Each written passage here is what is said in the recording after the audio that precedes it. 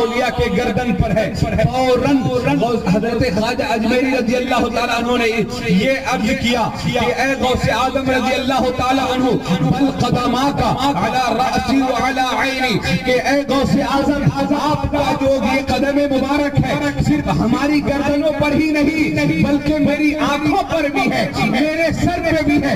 کہاں بغداد اور کہاں خراسان، وہاں سے خواجہ اجمیری اپنی سماعت سن لیتے ہیں. پھر اس حدیث پہ آؤ کہ اس میں اللہ نے ارشاد فرمایا کہ میں اس کے کان بن جاتا ہوں، کہ میں جب وہ اس کے کان بن جاتا ہوں جس سے وہ سننے لگتا ہے. معلوم یہ ہوا کہ خواجہ اجمیری رضی اللہ تعالیٰ عنہ کے پاس یہ سماعت کی جو کیپیسٹی آئی، یہ جو قوت آئی ہے، یہ کہیں اور سے نہیں آئی ہے بلکہ اللہ رب العزت کے پاس سے عطا کی گئی ہے.